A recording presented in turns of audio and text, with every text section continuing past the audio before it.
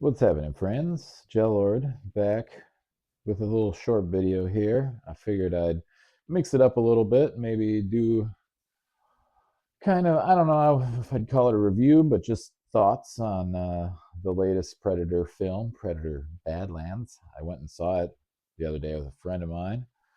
Um, I'd say just like initial overall impression, I don't think it was terrible, but I think here's what it is. I think that there's been a major sliding scale of quality that we've been afflicted with recently, and a lot of people have pointed this out, and I'm just agreeing.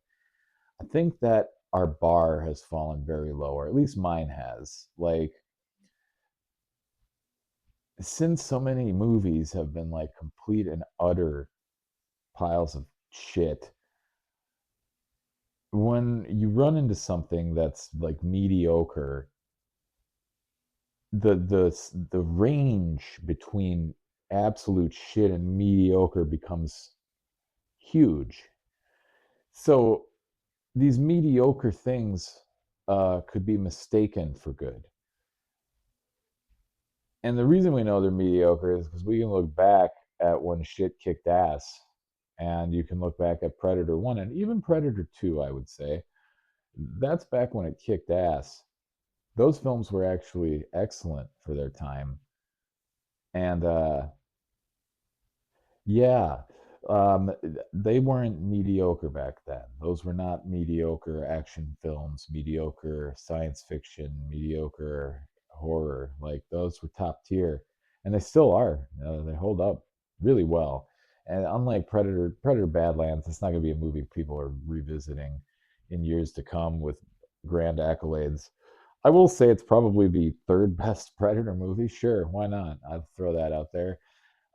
Just as far as like a movie goes on its own, it wasn't a bad theater experience. These days, I go to the movies just to go to the movies. Like, I know I'm going to go see a piece of shit movie, but like, I find the act of going to a movie entertaining in itself. Even if it's not a good movie, I still end up having a good time just because of the movie theater experience. And personally, that's one of the reasons I'd like to not see theaters disappear in my lifetime. I know they're going to disappear eventually, no matter what, but or they're going to evolve into things like the Sphere in Las Vegas and shit. Like they'll make more things like that are going to be kind of a more three-dimensional experience if they do evolve. But that's not every city's going to be able to afford to have something like that.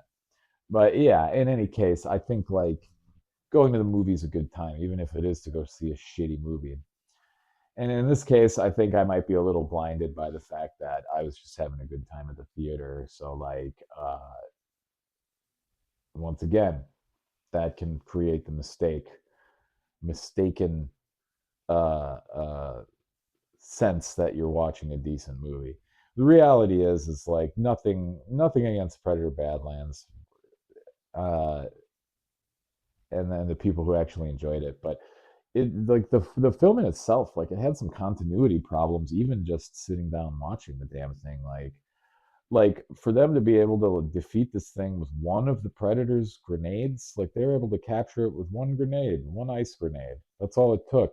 I thought it was like the unkillable beast. Like you couldn't stop this thing. All you had to do is like freeze it. You didn't even have to kill it. You just had to put it in a state of stasis to defeat it. Because if it's unkillable, well, fuck it. You permanently immobilize it. It's kind of as good as dead, right? I don't know. Like, and then they put it in a box it couldn't break out of, apparently. That shit was so stupid. And that was just one continuity problem. Like this unkillable monster beaten by one predator weapon that he had the whole time. Like if he knew he had that weapon, why wouldn't he have prioritized getting back to his ship right from the get go, from the start of the film? Like, oh, got to get back to the ship. That's where the shit I need is. Like, I guess you could chalk it up to his pig headed predator nature, where he's like, I don't need anything. Give me some sticks and I'll get this thing. Sure.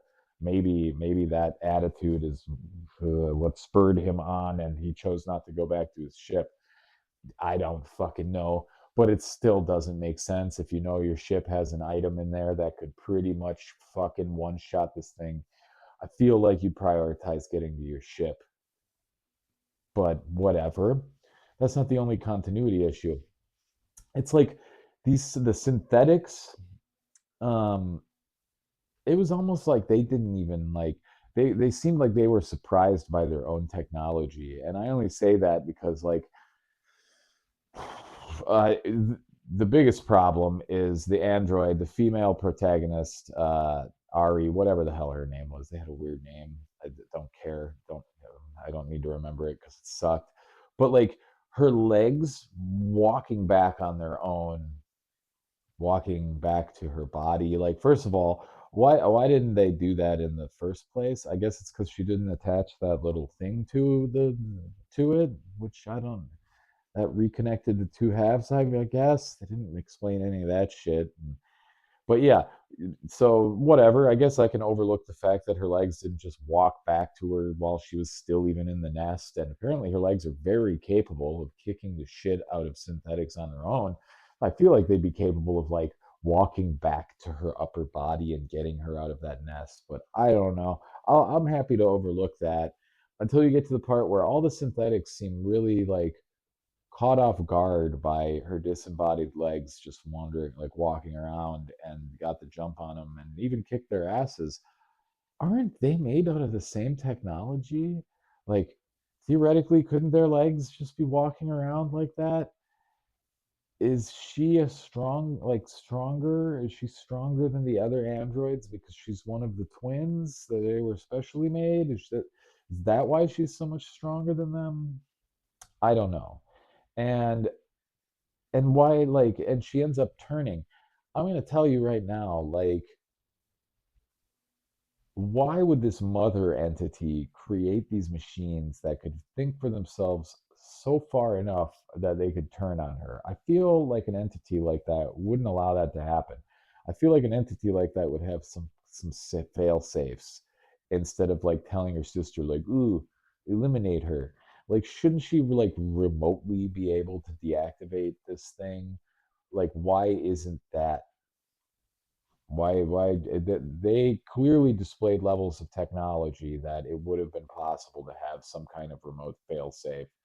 So and that's all just if you just start to pick at it on the surface, so much of it starts to fall apart. And that's not even getting into the themes that the movie tries to expound for the viewers, like the whole idea of basically just patricide and then go find a new family. It's like, oh, my family doesn't accept me because I'm a runt, which is just basically like a blanket term for being different. Your family doesn't accept you because you're different. So what do? Murder your family and find a new one, find yourself a group of misfits like yourself to create a new family with, and then commit patricide. Apparently that's apparently um the theme that I could draw out of it. But what I found most like amusing about the whole just optics of the film was how they did this whole thing where they basically took a male lead character, or a character that's male, that's the center of the movie, like Predator was in the original films. Very masculine role. Predators are pretty masculine aliens. They took this character that was supposed to be at the center of the film, and then they attached a female character to him, like literally, and had her overshadow him. And they've done this with multiple franchises. The obvious ones, it's like they did it with Star Wars, with Rey and Luke. They did it with more recently they did it with Thor, and Love and Thunder or whatever. Base that just replacing the main character with a female that they throw in to be alongside him for one film before they basically take on the mantle. They did it with Indiana Jones. That's just if you think about it a little bit, the names go on and on and on. But anyway, I don't want to get too far down that rabbit hole because there's too many names to name. But it's funny how they did the same thing here. And I want to point out something else to some of you other dorks there, since this is a gaming channel as well. Um, I'm sure everybody's familiar with Dead Cells, and maybe you're not so familiar with the fact that Dead Cells, there was an animated series for Dead Cells on Amazon. They were short little attention deficit episodes, like 15 minutes long or whatever, 12 minutes long, that style of Zoomer cartoon action. But they did the exact same thing. They had the Dead Cells main character, and then they just added a female character that had nothing to do with anything, not in the video games, not a character that exists anywhere outside of the animated Dead Cells. Added her. Somehow she's a badass and has badass abilities, and needs Dead Cells in order not to like revert back into being a zombie or something fucking equally stupid.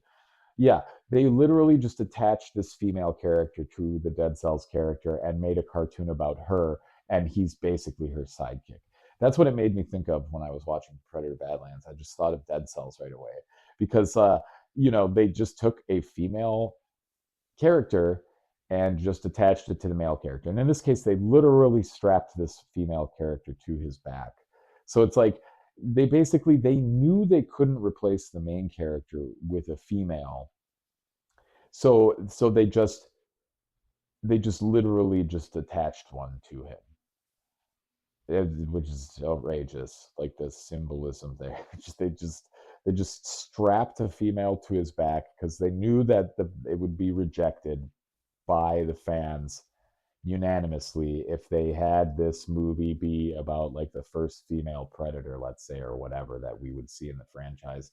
Have it be about a female predator, they knew that that shit would bomb hard. So they just decided to strap a female character to his back. In this case, that she didn't even follow him around; she just was attached to him and completely overshadowed him with her constant banter and them constantly trying to push her being funny. And besides that, there's the stupid alien baby, no blood in the film, and probably like the crown jewel of it all was how they ended the film with that ship coming up along the horizon, and he's with his new goof troop of his found family. The ship's coming up along the horizon, and she's like, "Who's that?" And he says, "My mother." So of course, they have to set it up so that. And let me guess, in the sequel, he's not gonna kill his mom. He's gonna his mom is gonna somehow be awesome and accept him because she has to. I will be tickled pink if she doesn't. If he kills his mom in the next film, cool. At least they were consistent. But I have a feeling that they're totally going to use this as their excuse to debut the first female predator, and she's going to be so cool and awesome. And the next movie is going to be about, it's probably going to be about female predators. Who knows? They might even make up a whole matriarchy for them. Uh, I wouldn't put it past anybody in Disney to do something ridiculous like that.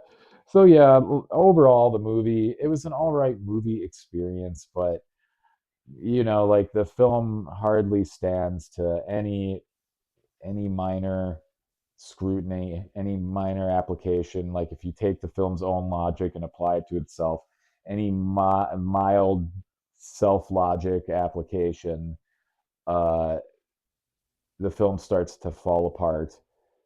And also, if you start to explore the themes, like it's really obvious they're pushing the same